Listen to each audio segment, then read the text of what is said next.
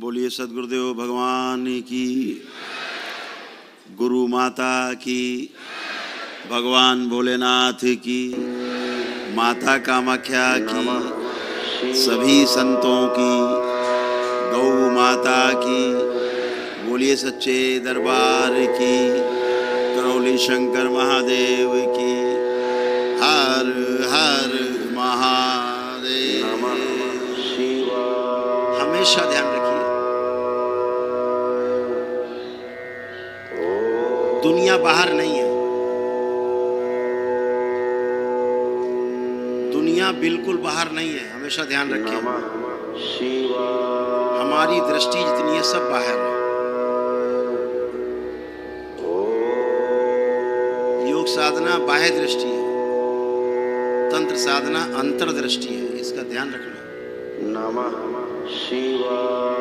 सारा संसार आपका आपके अंदर ही बसा हुआ है, बाहर कुछ भी नहीं है।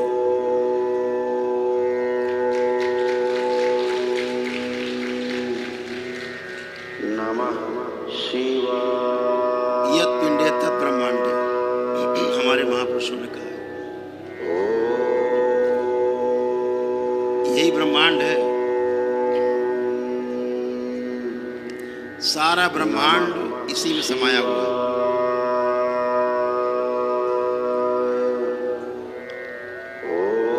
मनुष्य का शरीर एक ऐसा शरीर है जिसमें इस सृष्टि का एक एक कण, हर वस्तु इसमें समाहित है।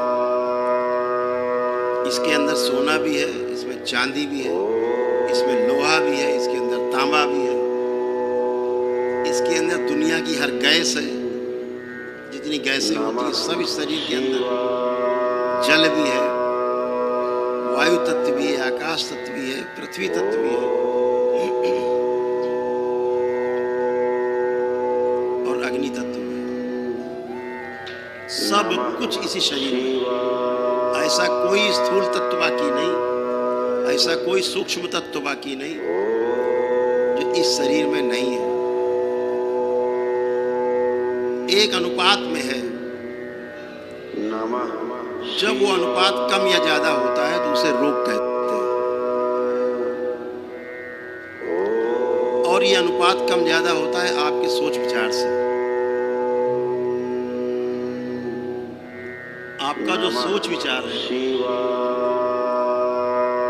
नकारात्मक है तो एक तरह से आप होते हैं। आप सकारात्मक हैं तो सकारात्मकता के साथ दूसरे तरह से आप होते हैं। कोई भी आपको देख के चेहरा बता सकता है, साधारण व्यक्ति, कि आप नकारात्मक सोच रखते हैं कि सकारात्मक सोच रखते हैं।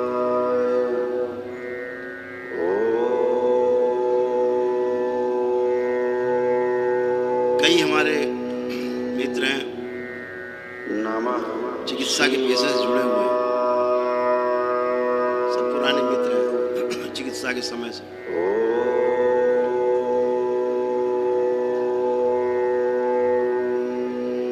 जब भी हम कहते थे कि पूछते थे हार्ट अटैक क्यों हुआ, तनाव था, तनाव के कारण हार्ट अटैक। जब उनसे कहते थे कि भाई तनाव क्यों था, क्या कोई समस्या थी,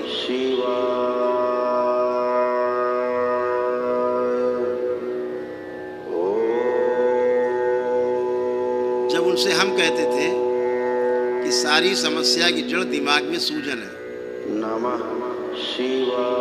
तो उससे क्या होता, सूजन से तो स्ट्रोक लग सकता है, ये हो सकता है, वो हो सकता है। तो हम पूछते थे चलो सूजन हटाने का उपाय बताओ, तो कहते सूजन हटाने का उपाय बने नहीं आज तक। क्यों नहीं बना? उन्हें यही नहीं पता सूजन बनती कैसे दिमाग में। तो जब हम उनसे कहते थे आपकी नकारात्मक इच्छा विचार आशाएं, उनके कारण आपके मस्तिष्क में सूजन बनती है, रोग उत्पन्न होते हैं। बोले उससे नहीं होता है, क्योंकि उन्होंने जाना नहीं सूक्ष्म जगत को। जब सूक्ष्म जगत को नहीं जाना तो बेचारे यही नहीं बता सकते कि सूजन उत्पन्न कैसे होती है। तो उत्पन्न कैसे होती है तो रोक भी नहीं सकते। लेकिन चिकित्सा विज्ञान भी अद्भुत है। जो जो जानता जाता है वो सही से जानता जाता है, लेकिन उनकी समस्या क्या है, वे टुकड़े को जानते हैं, संपूर्णता में नहीं जानते। और हमारे ऋषि मुनियों का विज्ञान अगर एक कण की बात कर रहा है तो वो एक कण की बात तब कर रहा है जब पूरी सृष्टि को समझ चुका है। उस सृष्टि को समझने के आधार पे वो उस कण की विवेचना करता है। आधुनिक चिकित्सा विज्ञान या आधुनिक विज्ञान एक कण को पकड़ लेता है, उसका विवेचन करने लगता है, इसमें ये है, इसमें फला है, इसमें दिमाग का है। ये कण आया कहाँ से, जाएगा कहाँ, क्यों आया, कैसे आया, कोई लेना देना नहीं, बस है। ऋषि मुनियों को विज्ञान सब अनुसंधान करके छोड़ चुका। आप यहाँ इतने लोग बैठे हो, अंदर एक जिज्ञासा है,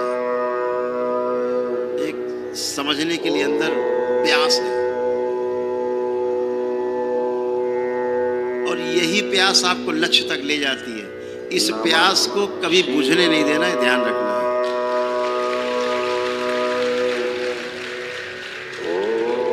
प्यास को कभी बुझने नहीं देना। तृप्त हुए मतलब समाप्त हुए। नमः शिवाय। ये ध्यान रखना है, जिज्ञासा बहुत जरूरी है, एक बच्चे जैसी जिज्ञासा।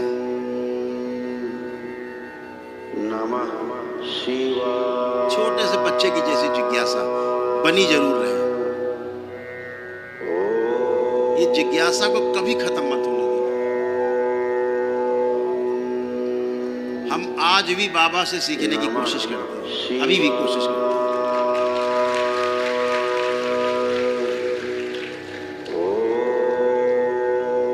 और इसलिए कोशिश करते हैं, नमः शिवाय। तो ध्यान रखना, बाबा सिखाते कहते किसी को नहीं, ये भी ध्यान रखना। जब फंसोगे तो कहीं कोई बात नहीं, करते रहो, समझ जाओगे। नमः शिवाय। ये हम अनुभव के आधार पे कह रहे हैं, हम झेल चुके हैं, हमने बहुत झेला है। जब भी फंसे, बाबा ये कैसे करे रहो बच्चा, समझ जाओगे।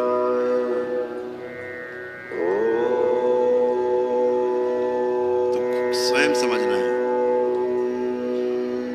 सबसे बड़ी गुरु कृपा है।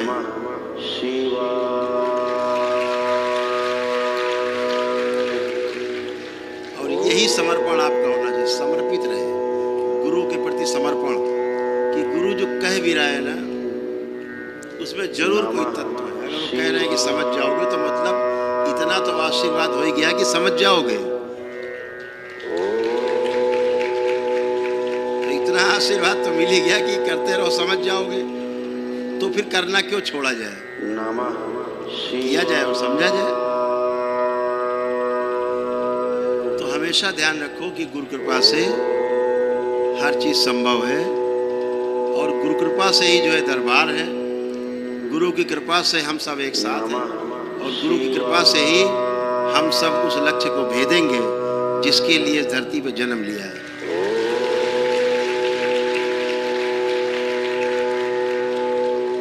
हर धर्म में, हर मजहब में, धर्म तो खैर एक ही है, सनातन, बाकी तो सब मजहब है या पंथ है, संप्रदाय है, छोटे छोटे बने हुए हैं, अच्छा काम कर रहे हैं, उनका उनकी दिशा ठीक है।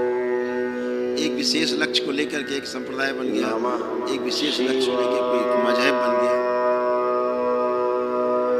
तो वो ठीक है। अंतिम लक्ष्य उनका वही है, सनातन। तो सनातन जो हमारा लक्ष्य है, वो सभी का लक्ष्य है। हर मजहब में, हर संप्रदाय में अच्छी अच्छी बातें कही गई हैं। कहीं कहीं पर उनको अपने हिसाब से तोड़ मरोड़ लिया लोगों। जैसे एक मजहब है,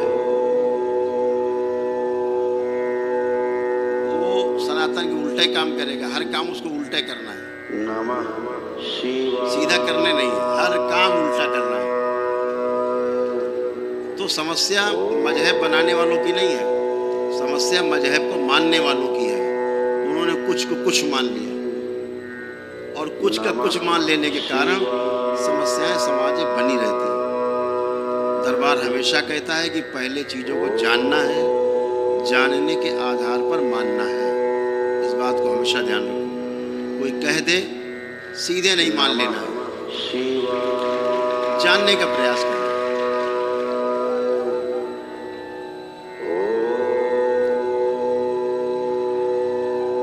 तो बहुत अद्भुत है।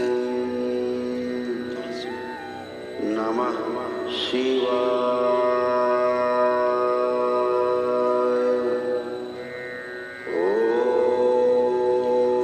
तंत्र की जो साधना है वो सरल साधना है, बहुत सहज साधना है। जो कुछ जैसा है उसको स्वीकार भाव में रखना है, स्वीकार रूपती रहनी है अपनी, किसी चीज से परेशान नहीं होना है। कोई चीज आपको अंदर से परेशान करे तो दरबार तो वैसे ही हटा देता है आपके एक संकल्प से। मात्र एक संकल्प से दरबार ने आपको शक्ति दे रखी है। एक संकल्प मात्र से आपका काम हो जाता है कि बाबा ये स्मृति नष्ट कर दी जाए, गई। नमः शिवाय। बाकी तुम देख रहे हैं देश दुनिया में संकल्प नहीं, कुछ भी करते रहो।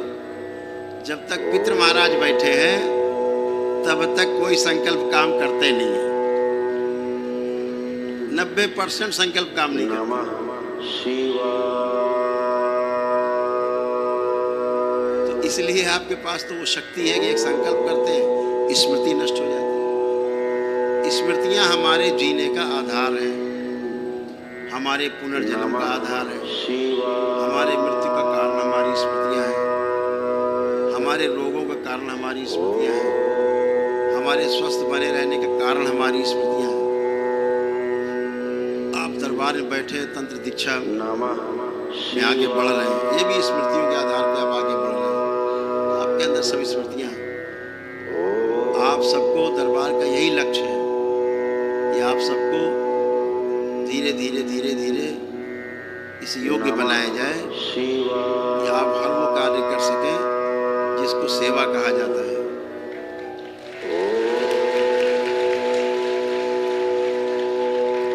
और सबसे बड़ा जो कार्य है वो शिक्षा और स्वास्थ्य के क्षेत्र में बहुत बड़ा काम है जो मानव शरीर हमको मिला है। इसके द्वारा हम शिक्षा और स्वास्थ्य के क्षेत्र में बहुत बड़ा काम कर सकते हैं।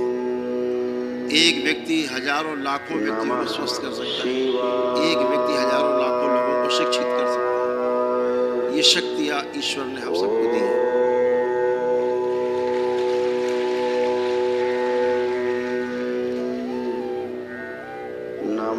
दरबार आपके साथ जुड़ता है, आप दरबार के साथ जुड़ते हो। तमाम आपके परिवार में जो समस्याएं रहती जाती आपने झेला है, आपने भोगा है चीज़ों को और समझा है चीज़ों को ठीक से। समझकर आपने कोई रास्ता चुना है जो आज आप यहाँ बैठे हैं। सब तंत्र में जुड़ना एक साधारण घटना नहीं है। आपका जुड़ना तंत्र में, तंत्र की दीक्षा लेना, तंत्र में आगे बढ़ना, इसको समझना, ये साधारण घटना नहीं है। ध्यान रखना, ये एक बहुत बड़ा अवसर है आपके सामने। इस अवसर को चूकना मत। निशाना लगाए बैठे रखना। जैसे सेना के जवान हफ्तों हफ्तों एक ही जगह बैठे रहते हैं, एक ही आसन में लेटे रहते हैं, अपना मैगजीन भरे हुए बिल्कुल एकदम मशीन गन रेडी। जब टारगेट सामने आता है हिट कर देते हैं, एम्बुश लगा के बैठे होते हैं। ऐसे बैठे रहना, प्रतीक्षा करना। वो प्रतीक्षा जैसे नंदी करते हैं शिव के सामने बैठे हुए, ऐसी प्रतीक्षा, ऐसा धैर्य, नंदी जैसा धैर्य। जब निकले शिव स्वीकार है, हम तो बैठे हैं, नमः हमारा काम शिवाय बैठने तक है।